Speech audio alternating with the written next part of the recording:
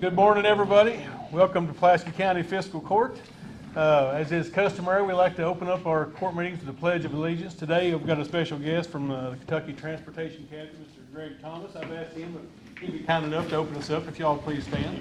I pledge allegiance to the flag of the United States of America and to the republic for which it stands, one nation, under God, indivisible, with liberty and justice for all. Thank you.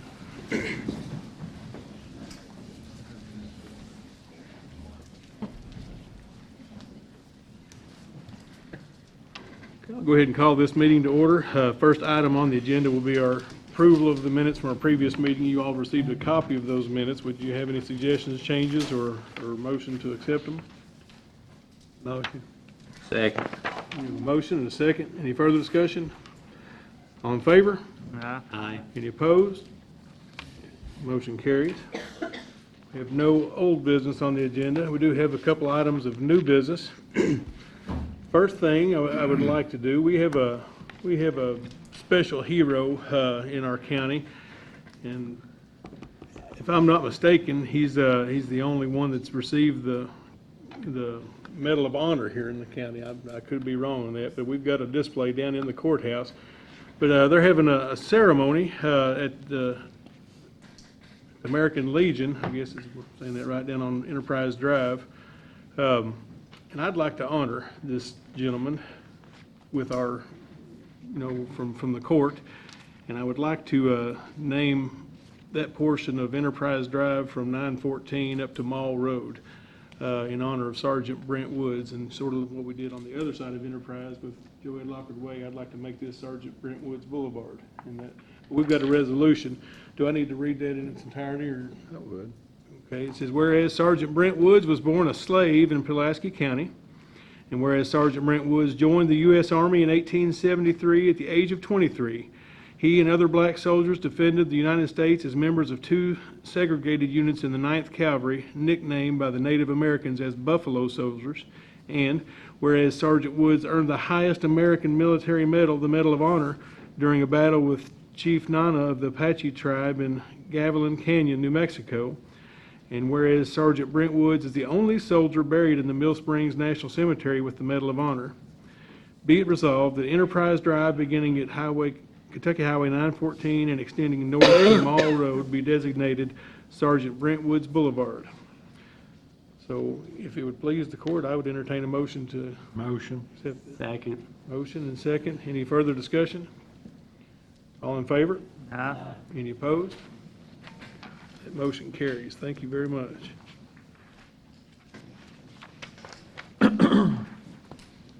Next then, Mr. Greg Thomas is here with Kentucky Transportation Cabinet, also Tammy Wilson with District 8 here. She's our supervisor of District 8. Got a very special award to give us today. We appreciate all the help we get from the Transportation Cabinet, and I know our court will agree that our monies are always limited on taking care of our roads. So anytime we get help from the state, we appreciate it. So if you'd like to approach the mic, Mr. Thomas. Thank you, Judge, and thanks for the opportunity to present to you guys today. This is really a follow-up from, I think we were back, I guess Gray Tomlin, our Rural Secretary Commissioner, was back, was here in February. So we're just, this is a follow-up. The governor is focused on infrastructure because he's focused on jobs, and he realizes that that's critical to bringing jobs into Kentucky. We're, 54,000 jobs, over $20 billion in investment coming into the state since he took office, and so in my opinion we need for that to continue. There's a lot going on in transportation. We've got our shift process, our scoring model that's making its way. I think it's at the regional level now. We did our statewide scoring, so that's an objective scoring model for all the projects that we rank across the state. And for Pulaski County, quite a bit going on. You've got the bill grant on 80 and 461. I was talking to the mayor about the TAP grant with the sidewalk improvements. That's about a $2 million project. I think 1.6 million of grants from the TAP grant fund. So a lot to talk about for Pulaski County, but I wanted to just say that Governor Bevan has approved $646,597 for the Punchin Creek Road improvement and the Patterson Branch Road improvement. I understand that's Southwestern High School, tremendous volume of traffic there. So just wanted to pass on that news, and I guess if you have any real questions, I'll turn it over to the experts here, but thanks for the opportunity to present to you. Thank you. We appreciate it. Thank you, Mr. Thomas. Thank you, Tammy, for working with us. We've got more too, if you, yeah, we'll send some more if you like. Do they But have thank you all check for taking time to come down. for money? All right. Good news. All right, next, in our department reports, we've got our road department. Eugene, would like to approach the court.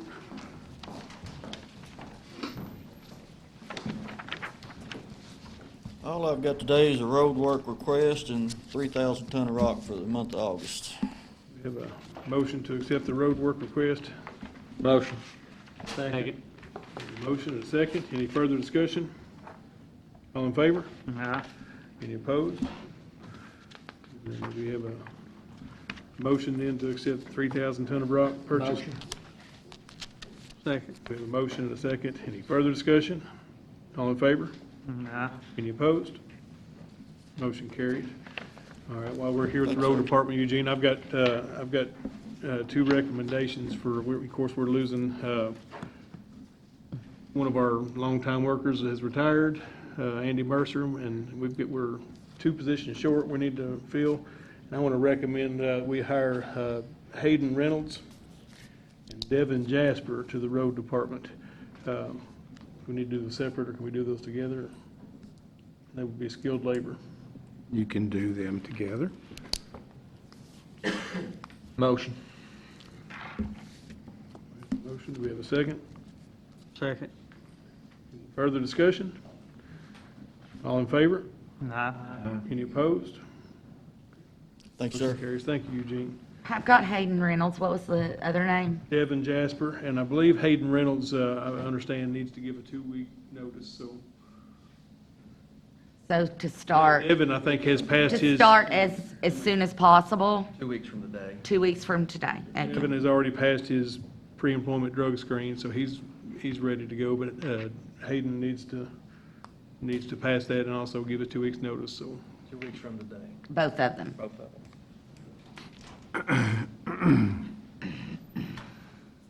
Next in is our public safety. We got Stacy Halcomb to address the court.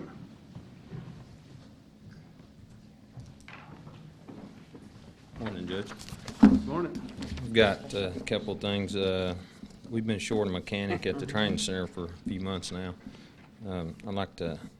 We done the interviews a couple of weeks ago. I'd like to ask the court's permission to hire Corey Robinson for that position of mechanic. We have a motion. Second. We have a motion and a second to hire Corey Robinson. Any further discussion? All in favor? Aye. Any opposed? Then I've got Fire Commission and meeting the other night. Tapeville Volunteer Fire Department asked to surplus a 03 Ford Expedition vehicle. I've got two others. You want to do them separate or all together? One of them was for the SRT. Do all those together. Mm-hmm. Yeah, we Okay. entertain a motion. The next one would be for, two others would be 04 Ford F-150, and that was for the SRT. And then SRT had one other one that was, I think it's an old ambulance body. Motion to surplus It's- all three. It's an 03 Ford ambulance. Second. We have a motion and a second. Any further discussion? All in What are your- favor? Oh, go ahead, John. What are your plans for surplus on those? Are you junking them out, or are you planning They on? just asked surplus them to get rid of them they no longer are usable. So basically junk them or try to sell them? They'll try to sell them. They'll try to sell them? Okay. And that'll be up to the department? Yeah. To take care of all that? Yeah. Just wanted to check. Yeah, they're actual And department did you owned. give Johnny a copy of those? I got one for him. Thank And I got you. one for her. So when I leave, he wasn't in the office when I come through, but I'll Okay. give him one. Any other discussion? All in favor? Aye. Any opposed? Motion carries. Thank you, Stacy. Thank you. Next then will be our jailer. Do you have a work detail? I guess Rod Dick's gonna speak to us. Now. Well, as I passed out, that you all have is basically a summation of the work detail from January to 30th of June. We'll kind of run through quickly. On the month of April, of course, there was a lot of storm damage and that kind of stuff, but the amount of trash that was picked up that one month was 65,390 pounds. If you move on to May, we started a cemetery cleanup program. There were 17 cemeteries cleaned up. The mowing, and that consisted of mowing all over the county and what have you. There was 128 hours dedicated to that. And with roadside pickup, Danny, there was 29,690 pounds picked up. A total for the month of May was 481 hours. That was inmate labor that was dedicated back to Pulaski County. Then in the month of June was 11 cemeteries, 103 hours of mowing, and roadside pickup there was 15,624 pounds of trash. Then the total amount of inmate labor was 463 hours. If you look through those totals on from January through June, there was a total of 32 cemeteries cleaned up, 231 hours of mowing that was dedicated. Then there was trash removal of a little over 85 tons, if you tallied that all together. If you looked at that through those 6 months, there was 1,176 hours of inmate labor that was dedicated just to Pulaski County. That's not counting mayor that was dedicated to the city or the dog pounds or anything else. That was just strictly to the county. And if you figured that on at a $7.25 minimum wage, it would have figured out to $81,635 that would have came back to Pulaski County. Some folks that I want to mention that sometimes I'm not the face of this program. We certainly want to, Anthony has done a good job of that. He's let us, he's gave us the opportunity to do this, and you all have as a court, and we appreciate that. But, you know, you got Robbie Cox, you got Carrie Anna Miller, you got John Tyree and Donnie Thurman. You know, those folks are out there every day. And some of you, Mike has and Jason has been out with me on some of these jobs. And I encourage the rest of you, anytime you want to go, you call and make an appointment or call us, and we'll make a time, set a time, pick you up where you can see this in operation, you know, for yourself. I think, you know, obviously it's not just it's a program that's very worthwhile. It gives back to the county, and it's something that the public is very interested in, and you know that they want to see continue, or I feel like that way. If you got any questions, we'll try our best to answer them. If they're not too hard, if they are, answer them to ask them. You know. Rodney, I appreciate it. I know I talked to Jailer before our meeting, and I get, every week I get people come to me and they notice the difference, and so it just shows it's a good reflection, Jailer, of your goals, and that your staff has bought into your ideas, and you all doing a good job. People notice in our county. I get it all the time, so keep up the good work. Well, I can say in the part I play in this is very small, but in dealing with the court, it's been, I appreciate, it's been a very good experience, and the same with Martin. We've never called over there to ask for something that we didn't get an answer on, and I appreciate y'all. I would just like to say thank you very much, but I also want to ask, are some of these areas a continuous problem? I mean, I just found out this morning that Boat Dock Road got trash on it again. Well, Mark, not to be a smart aleck, but yes, they are. And I mean, there's some you can go down there, I think 914 is a prime example. You can go down there today, Danny would tell you the same thing, and tomorrow it would look like you've never been. Boat Dock Road in your area is gonna be, I think that, every district's got a spot that people are gonna go to for whatever. That's maybe the thoroughfare or through there that they travel a lot. That's just something, that, and I don't know what you do with that. I mean, other than just keep going back, but. The residents over there on Boat Dock Road was telling me that we just need to put up a trail cam and just catch these people and prosecute them, but I don't know if that's even feasible. And I'll tell you something that's turned into probably more of a problem than you realize.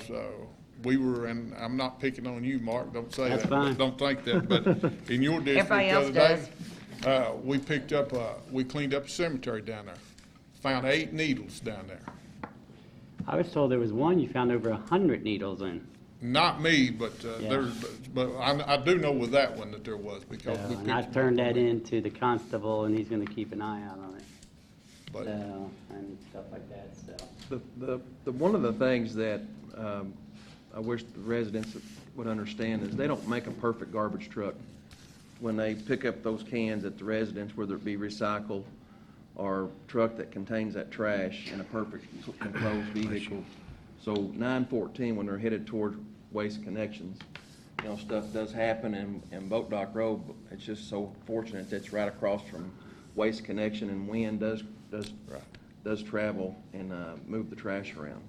Yeah, but this is farther down on 914, that dump area. Well, I think a lot of credit goes to Anthony. I mean, like I said, he's gave us the opportunity, to get out here and do this, and it's something that he checks on every day. I mean, it's not something like because when I see him, he'll ask me, what have you all got going on in this area? What are you doing here? And, I think it's something that everybody's bought into, and we want to try our best to make sure that we satisfy as much as we can with you all and just the general public out here. So. I just hate to see time and time again the same areas getting trashed over that are becoming dump sites, and I think we need to do something about it. Well, So, Mike Wilson, what that's did they on you, always that's on tell us? us. I guess that's job security. Right, brother. If there's anything that I can do, or y'all need anything from me, you got my number. Just call me, and we'll sure try to take care of you. I also want to say a thank you to the jailer and also to you, Rod, because I called on one thing that had come to my attention. Called the jailer, he had you in turn call me. It was already taken care of, and I appreciate that. I just wish that the public knew, seeing this, what we could have done for 4 years had this been as viable a project as it is now. And I appreciate everything you do, all the other staff does, and especially Jailer McCollum. Thank you. Well, we can't change what the past was, but we certainly can dictate maybe a little bit what the future's gonna be. And, like I said, I mean, it's something that Anthony he's committed to, and it's Very much something that we so. try to every day. And, like I say, if there's anything we can do, just let us know. And anytime you wanna go out and see some of this, or just let me know, and we'll make it happen. Thank you, Rob. Thank you, Rob. Thanks, Rod. You're welcome. Okay, not on the agenda, but I've asked Adam Scales to give us an update. We had a real big event over the weekend. We had the opportunity to host a training session, and Adam's going to tell you about that. It was a grant provided through the ad that Adam worked on, Dan worked on, so I want to thank them. But Adam's going to update us on what happened. It was really good. I was there on Sunday to be a part of it, but I'll let Adam have the floor. Okay, over the last couple of days, the ASPCA and Petco came to our shelter. Heather Stevenson with the Lad Association, she more or less spearheaded the whole thing. The way I understand, we are the first shelter in Kentucky to be able to places to have this event. Nice. So it was a big honor. So what it was Dogs Play for Life. What the deal is, where we had the Freedom Fence that was donated by the shelter helpers, what we've been doing is just rotating one dog into each Freedom Fence throughout the day. Well, the ASPCA came in and showed us how to, I guess, temperament the dogs and find which ones are a match to be able to get more dogs out into the Freedom Fence to, I guess, blow off steam. I mean, it's a stressful situation, picking these dogs up, bringing them in a shelter, stick them in a pen, and then they just sit there, until they're adopted or rescued out. So this kind of helps us have more adoptable dogs. It also helps us temperament the dogs to where we can make them more adoptable, make them more wantable to a rescue. I'd like to thank Stacy. He let us have the fire training center. The seminar or training went from 9 a.m. on Sunday to 5 p.m. and then yesterday, Monday, from 9 a.m. to 5 p.m. Stacy let us have the fire training center because the shelter's not big enough to be able to do the classroom work. And I would like to thank you guys for standing behind us to be able to host something like this. I mean, this opens the door maybe for grants and other things down the line for us to be able to move forward as a better shelter. Thank the judge for showing up. I mean, he took the time out of his Sunday to show up and play with the dogs and pet the dogs, and like I said, it's great for us. So I hope that's. I don't know why they're laughing about that. Well, hey, I mean. I'll say this too. Met you. That program, there was 6 other counties, 6 other shelters that came to our shelter to be a part of this, and kind of what you didn't say. I want to Yes, sir. elaborate. How many dogs does our shelter hold right now? We got 28 runs and then the puppy room, so around 33, 34 runs. So if we're full, we have 34 dogs that we're trying to either have rescued or adopt out. There's no way that you can get all those dogs out there at one time until now. They've showed us training on how to bring them in 1, 2 at a time, let them get to know each other. And they had a yard with all the shelter, they'd bring them We had all 9 out. dogs in the yard. And get them all out playing together, which is something that's just, you can't do unless you can assess their behavior and know which dogs get along together and which dogs don't. There's certain the natural instinct to fight. And so this training showed us how to assess those, to be able to get a yard full of dogs getting along and playing, and like I said, to get their temperament to be right. So it was a good training, and I think everybody who was there had their eyes open to, things they could do better at their shelter. And I know it's helping ours to do better, so. Yeah, I mean, if you'd have told me we was gonna put 7 stray dogs in one yard, I would have said we're gonna be starting a dog fighting ring, to be honest with you, but they showed us how to meet and greet at the fence, and then kind of, back the dogs up, let the dog, kind of introduce them, more or less, and, I mean, it was really eye-opening, to be honest with you. And he would call him by name, and he would say, Shadow is the perfect greeter. We're going to let her be our greeter. We're going to let Red, be the helper. And he knew the personalities of the dogs, and could tell you which dogs could not be in there with that group of dogs. He said, no, this one here is not the right temperament to be in with those dogs. So it was really neat to watch how he assessed their personalities and got them together to where, it's just, it was a neat training, and I'm glad we did that. I'm glad that you took time to host it. Yeah, and I just want to say personally, thank you all for standing behind us. We couldn't do this without you all. I just, thank you. Thank you. Thank you, Adam. Good job. All right. You're the man. Brings us to our treasurer. Jones had a good vacation. She's back, and I guess you've got a few things for us today. I do. The first thing I would like to clarify with Stacy, on the new hire you had, when would he be starting? Okay.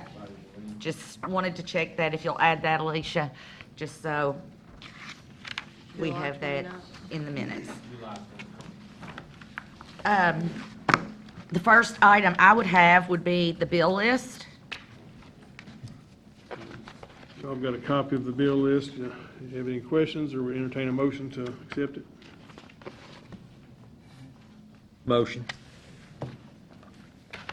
Second. Motion and a second. Any further discussion? All in favor? Aye. Any opposed? Carries.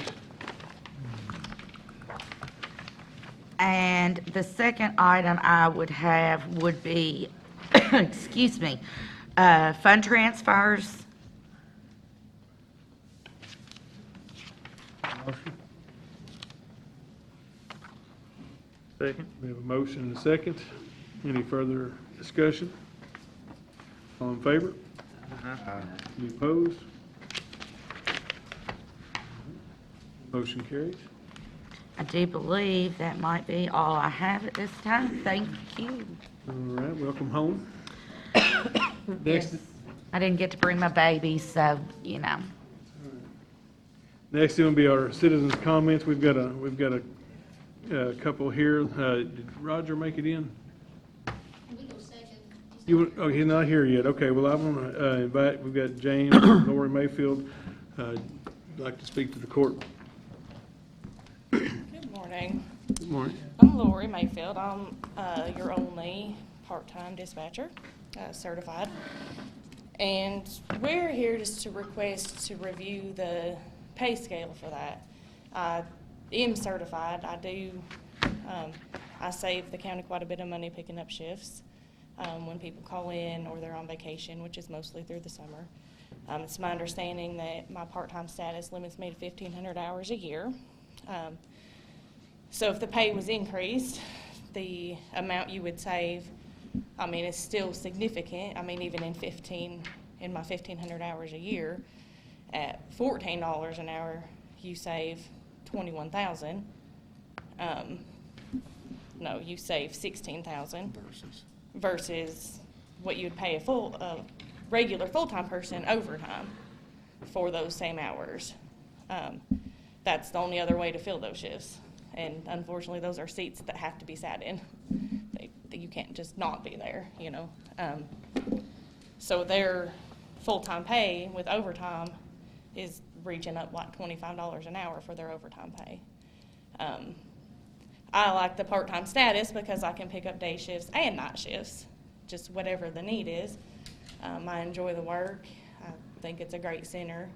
I don't need the full-time benefits. I don't need the insurance or the retirement or things like that, and it makes me a lot more flexible to help, you know, the dispatchers that are there that need vacation or their kids get sick or they get sick, and being part-time is just a easier flexibility for both of us. I am certified. I was certified August of 2016, I believe, and I've worked there full-time for a while, and I've been there part-time now for about 2 years. So the current pay is $10 an hour, and not the easiest job in the world. Sometimes it's extremely stressful and extremely difficult, and so we just ask that the pay at least be discussed. Look at the difference in. My understanding is it's blanketed right now. Part-time help in the county is $10 an hour for the entities that are under the judge. The other entities have a different part-time pay scale based on certified or non-certified. And that's really my request, is just to review your certified part-time help. We make a lot of sacrifices as a family for myself to be certified. And it's beneficial to the center to have that part-time, and that's a difficult spot to fill. You can't hire somebody off the street to be part-time dispatcher. It takes, even if you don't go get certified at the police academy, has a lot of training involved in it. So that's our request. We're not downplaying nobody's other's position in the county by no means. Everybody's job's important. We understand that. We're just, again, we're pointing out that she did sacrifice. She went to the police academy and got certified as a dispatcher. She's put in several years here at this department. Aaron can tell you that just a few weeks ago, she saved fiscal court $1,000 by working where somebody had to take off. She worked 80 hours plus to cover their shift, where if somebody else would have worked, it would have cost you a lot more money.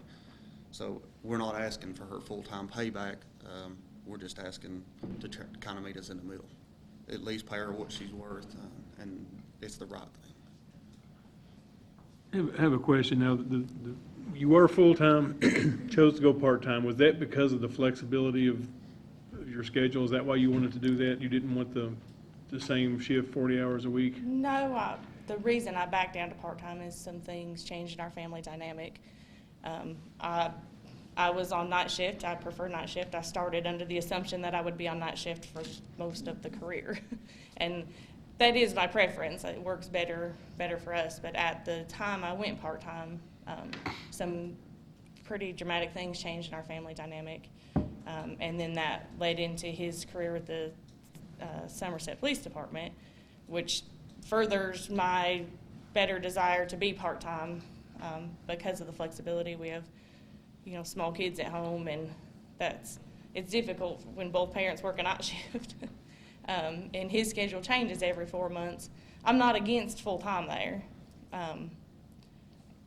There isn't a spot, for one, and for two, the flexibility with our family and with the other dispatchers is what benefits them most. It benefits the county most, and it benefits us the most. The full-time status comes with the retirement and the insurance and all of that stuff, and I don't need that. We're very blessed in those areas. So the flexibility with the part-time fits really well with our family. It also fits very well with the center. I don't speak for the court, but I will say that I think you're definitely a valuable employee for us, and I think that, we're probably getting a bargain hiring you at your rate, but it's something I think, unfortunately, our policy at this moment ties our hands on what we can do with part-time employees. So we're gonna have to figure out, we'll have to talk amongst the court and try to figure out how do we treat situations like this. But I do appreciate having you as an employee, and I know each one of the magistrates here probably wishes they had an answer for you today, but. I know I've had a chance to talk to you guys, and I think it needs to be looked at, so, and discussed between us, so. It's Well- worth taking a look at. It's worth taking a look at. I mean, everything's worth taking a look at. The one thing is our budget's set. We have limited number of funds, especially, the 911 fund is, it's limited as to the revenues it receives. And when we set a budget, we set it on X amount of part-time, X amount of full-time, and also overtime is kind of built in. Another problem is, and I appreciate all your hard work, because I understand that you are certified, and it was a great loss when you did go to part-time. The only problem is we have other entities that have part-time labor, and every job is important. Like you said, no one wants to minimize any other jobs, but you do for one, you do for all. And Certified. That's my proposition, is there's a difference between a certified employee and a non-certified employee. And that's the only thing. I'm not asking for my own special pay rate as the part-time dispatcher. It's not like about me personally.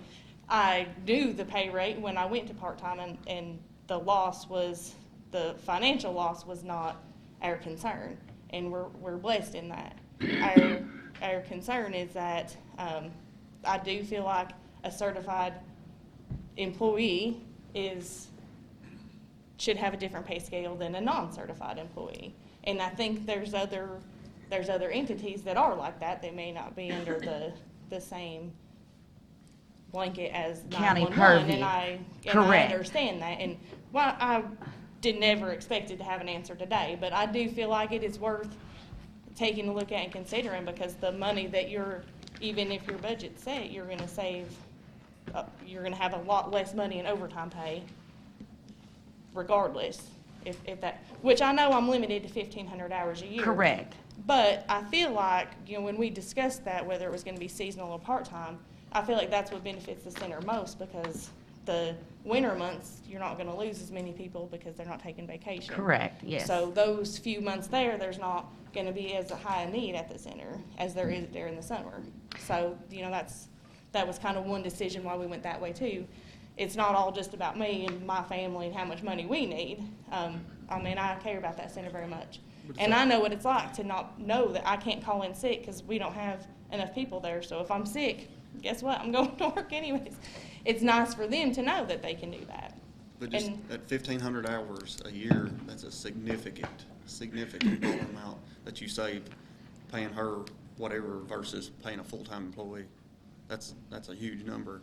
So In a year, even if it was $12 an hour, you're saving almost $20,000 just in the 1,500 hour year, which I feel like is significant. So if fiscal court allows Mr. Ross to have an X amount of, if he has a budget set for, specifically for overtime, there's got to be a way that something other can be maneuvered there. You're basically giving money back to the county, and I just don't see that. I don't see a problem. Well, it's something I think we need to, Go ahead. I just think, you know, it's in our policy. We're gonna have to figure out a way to address it if we want to choose to do that as a court. We appreciate that. We Well, appreciate thank y'all's you all time for today. taking time to come in. I know it's important to you. Thank Thank you. you. All right, I think I saw Mr. Baird sneak in here. Would you like to approach the court? Roger Baird's going to talk about a project that we want to pursue maybe in the next year or two. And Beth Wilson with him today. I'm Roger Baird. I'm president of Lake Cumberland Beekeepers Association, and this is Beth Wilson with the County Extension Office. She's the county horticulturist. Okay, last year we approached Mr. Kelly with an idea of getting native plants, native pollinators started growing in the county park. And we have worked with a master gardener who has laid out a startup plan for this. And right now, we're not asking for any sort of money. We've been talking amongst ourselves, but I have asked Mr. Kelly if he would have his people to try and find grants to help with this. And this project, we had decided that it would be better to do it in phases because it's such a large project. And this would help out with the aesthetics of the park. It would cut down on overall maintenance of the park over time, because what we want to do is get these native plants started, wildflowers started, that would cover large areas and cut down on the mowing cost of the park, as well as cut down on some of the safety issues if we can get some of these started on some of the hillsides and stuff. And it would also help with the sound aesthetic of people going to the park. They wouldn't hear all the mowers going all the time, things like that. And we if you didn't know, Okay. Kentucky does have, I'll just interject this, Kentucky does have a pollinator protection plan going on right now. It's an unfunded mandate, but the state does have this. And what we're proposing would fit right into this pollinator plan. But mainly, we think Pulaski County Park is a little jewel, and we really want to see some better plantings done, and those plantings be geared toward conservation of pollinators and helping our honeybees as well, because we are honeybee, Yeah. you know, we're keeping honeybees, but there's a lot of issues with our native pollinators as well, so. And on top of this as well, I know that they use a lot of herbicides out there, and going with this route, if we can get some of the native plants growing on some of the hillsides and stuff, that would also cut down on the use of herbicides as well. And I brought copies if you want. We put together, it's a really short, 3-page, 2 pages front and back, little plan that we kind of have in mind, mainly for the areas that have the most visibility right now. When you come down the road, the Welcome to Pulaski County Park sign there and kind of in the shade, down to the stop sign, the ornamental plantings that are right there with the sign saying where to go, which direction, and then the weird little divider on the On the- left-hand side. you know, it's, the plantings in there are pretty, I hate to be blunt, but pretty pitiful.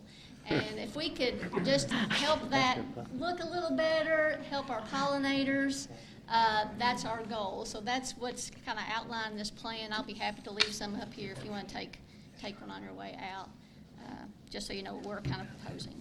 Aren't honeybees like dwindling? They are, the numbers are going down, yes. Had our biggest loss in the United States, 40% this year. Yeah. That's a This huge past amount. winter, yeah. How much? 40%. High loss. That is major. Yes. And most of those, if I'm not mistaken, and I'm not trying to downplay anything, but if I'm not mistaken, most of those were with commercial beekeepers. But still yet, it's, you know, and like I said, part of our focus is to bring more awareness to pollinators, to honeybees. Eventually, we would like to have signs up out there and maybe even set a mock hive up to draw people's attention. And I think something might have been mentioned about having an actual beehive out there, but that's a different topic altogether because there's a lot of things to be considered with that. Not a beehive, but a kiosk that shows the different aspects of bee. Yeah, that's what our main idea is right now. And since Roger's gotten this position, he really has pushed a lot of educational components and a lot even more outreach than LCBA already does. Just for example, we're even going to Lowe's this Saturday and setting up with some live bees for everybody to kind of look at and just educate.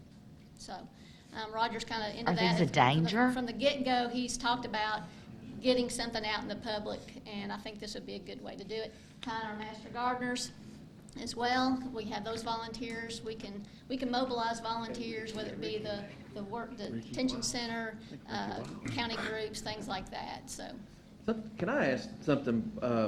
Would you, the Area Technology Center with the school system always ask for wood projects to do and stuff. Is there a schematic for beehives? Well, we can get plans. I have actually made a hive or two myself at home. So, I mean, it's not a real hard process, but yet it would be something that could be taught, as well as that could be put toward some sort of a program. But I mean, most people, if I'm not mistaken, a lot of people buy theirs from companies. But I mean, if somebody wants to get started in beekeeping, that's a good way to get started. So I mean, yeah, most people are buying them just because they're uniform size. And, right. you know, if you buy from one company, that if you get an extra box, they're going to fit exactly. Otherwise, there may be just little dimensional differences. But there's no reason why, for this project, we could use just hives that were made by the kids there, yeah. Would you guys be willing to work with the other parks, like White Lily Park, Shopville Park, and all that? That's part of the plan, that we'd like to go to other places in the county, city as well, and do kind of similar plantings, but that's Well, down the road a little bit. Each of the parks in my district has their own park board. That might also be helpful to talk to We them. can go talk to them, Yeah. yes. So, I'll be more than glad to pass your number on to them or anything like that. and you know, like I said, this was going to have to be done in phases because the financial aspect of just this first proposal that we have right now is a little over $8,500. But most of that is for plants. And I have already asked one local business if they would be willing to put some money toward this project, and they said yes. Give me a paper and I'll see what I can do. So, I mean, it's something that we can put out to the entire community and maybe even take it before the Commerce and talk to them, see if we can get some of them behind it. So, I mean, it's not just something that for the county itself, for the fiscal court, it's something that we can get everybody involved in to go throughout the county. And I guess the main thing we'd like from you all today, if we want anything, is just kind of an okay to pursue some of these grants, some of these opportunities with businesses to go ahead with this. Like I said, I'll leave this plan here if y'all want to decide later, but we'd just like to have a yes or no that you would be in favor of some of Unless these. we're pursuing the grants, we don't need to Approve it. vote on it, but do we need a resolution put together for them to be behind them? I Maybe make a we'll do that. motion to support them and. We need a resolution first. I need to probably get something for court so that y'all can I actually thought we vote can on it. just make a motion. So, one other question, are you guys gonna be maintaining those areas after they're planted? There shouldn't be much maintenance to the areas for the first little while. There may be some maintenance, just going in, pulling out some weeds. But we're trying to get plants that would spread out and take over large areas. And, like I said, that would cut down on the maintenance cost. That, the hope is that we're not in it for life. Right. That we're in it to get it started, especially these larger swaths eventually that we'd like to do, where you don't have to mow, and they just kind of take care of themselves. Maybe a once a year mowing at most. Yeah, once a year, maybe. So, I mean, that's part of the low maintenance is not having to go in and do something all the time. With all these bees around, is that not going to be dangerous? No. Pardon me? Use an observation hive, the bees are, What? you can see them through the plexiglass. No, maybe it won't be an Okay. issue. Even if you had 6 or 8 beehives out at Pulaski Park mowing. They're not gonna put it you're on the not gonna- playground. Yeah, we're not. No. Well, I'm just saying, still. I tell you what, I have a beehive in my backyard. I walk right up to it, I weed eat around it, everything. There's a beehive at the extension office. People going in and out the front office all the time. No problem, No issues. no issues. It's the wasps you have to worry about. As long as you don't try Not to really wild grab the about hive bees and handle the either. hive, usually they won't bother you. And I tell you what, my dad got started in beekeeping between 15 and 20 years ago, somewhere around there. And at that time, there was a man in Lexington that had bees. In Lexington, in the city. He had them for one purpose. He raised queens, but still yet he had bees in Lexington. So, I mean, and there's a growing push, there's a growing number of people that are raising bees in cities. They're keeping them up on building tops, on rooftops. But the main thing you all are talking about is just the flowers. Flowers Just and to- Just stuff. yeah, some flowers. native plantings, Melanie Lawless Because the back here, the bees she's- are there, I mean, you can go Yeah. walk by Yeah, the she's trash our, cans. she's our native Yeah. plant enthusiast, and she's been guiding us quite a bit in some selections that we might want to make for this, yeah. But as far as us actually putting bees out there, I'm not really pushing for that. But, and. Is it you kind of know, one of those things, if you build it, they will come? Okay. Yeah. Yeah. Our Yes, they field will of come to dreams. flowers, yes. I'll get a resolution for next court meeting, and then that way we can show our support, and y'all can go forward with it. Thank you. I've Thank left you. the pollinator plan and our small proposal up here for y'all to take, so thank you. Thank you. Amber, you'll remind me, right? All right, thank you all. All right, I don't have any more on the agenda. I do have a few announcements. Actually, has been a very, very busy week in Pulaski County. We had several events. Our county fair was this week. It seemed like it was well attended in spite of some rain in the evenings. We had over the weekend at Pulaski County Park, we had Mud Mayhem, which we showed about 660 participants that were running in that race, which.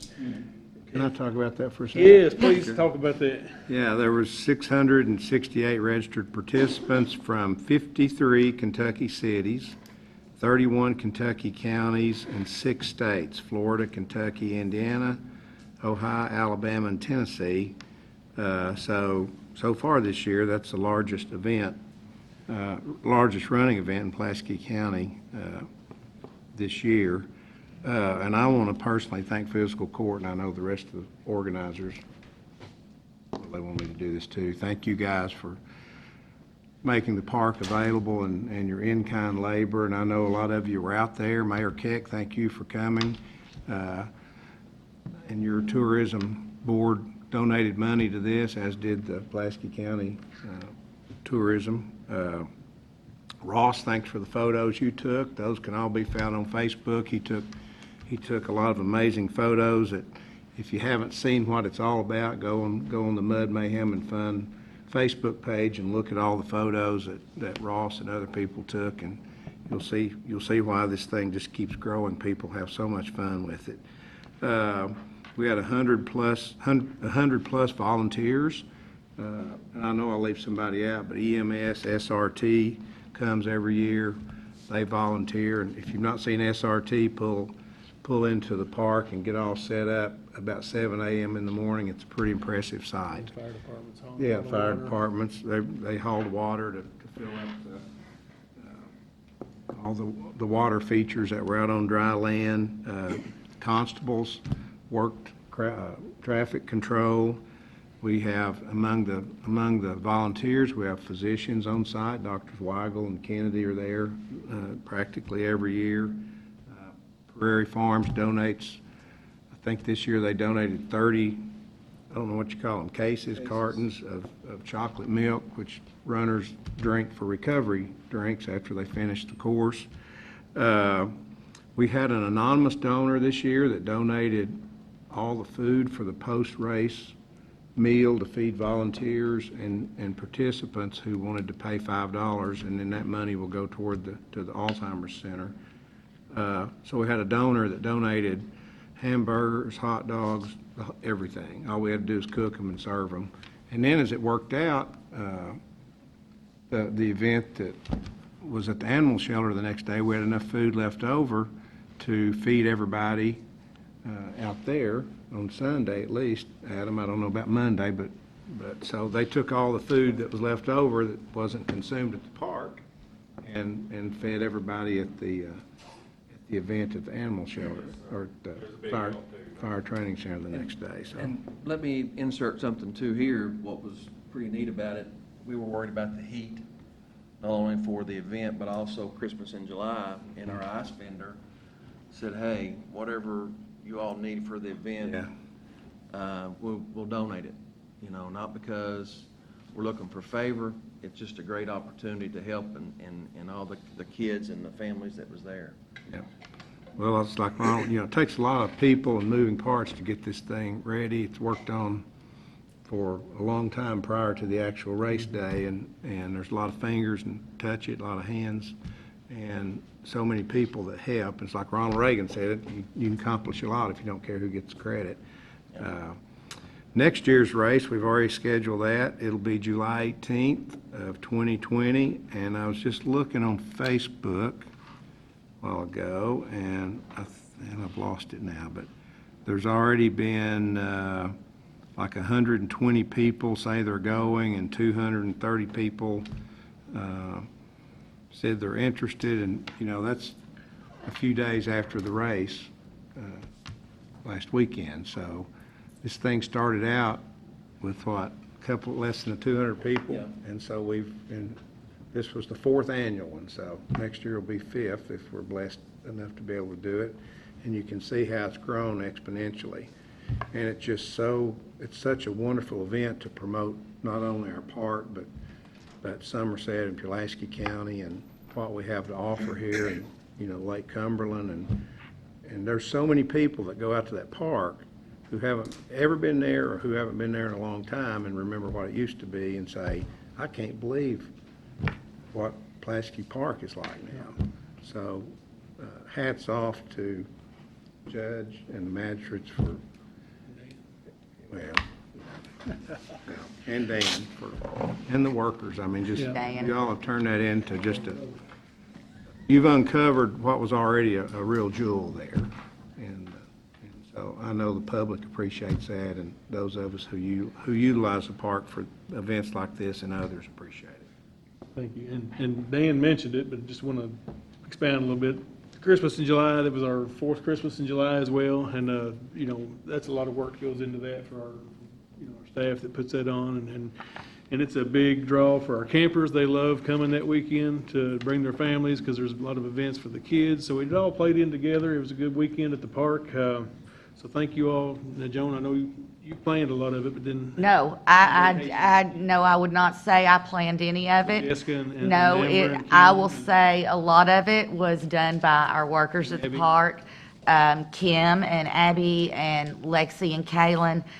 I was not able to attend due to illness, but from what I heard, they did an absolutely bang-up job. Everyone had a great time, and I would really like to commend those ladies who just worked their butts off to have such a good That was a long event. day for them. That was a long day for They did the them. same thing for Mud Mayhem. They Yes, were right- because they- it was a difficult day, and it's always been a difficult day when we've done it on the same day, but it's a lovely day, and It was, I want to say hats off to those ladies that work at the park.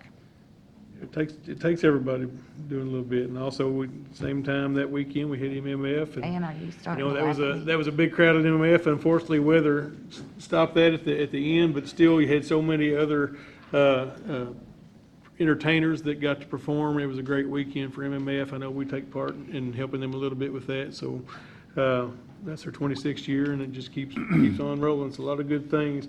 One more announcement. I see we got Chris Girdler with us here. He's our president and CEO of SPEDA, and I want to invite you all to the chamber luncheon. Did you all get one of these on your?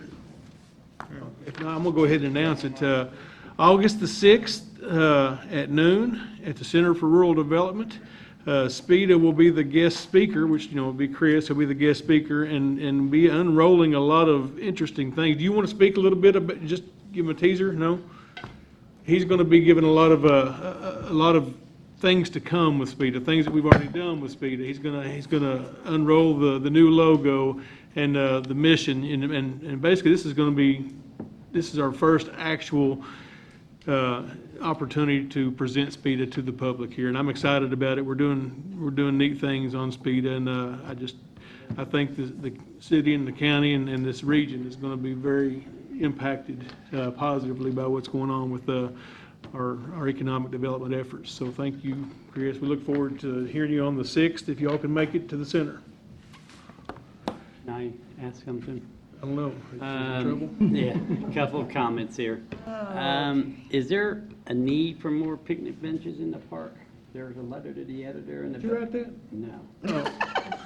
Apparently, they were asking for us to put more picnic benches in the park for just We individual have- family. They use, They walk out of there sometimes, Mark. So we have put a lot of tables in there and a lot of grills, and we have had people that will haul things out, and they'll take the scrap metal. So we try to patrol that and try to keep an eye on it. But to me, the time he was down there may have just been a bad time, but we do replenish those.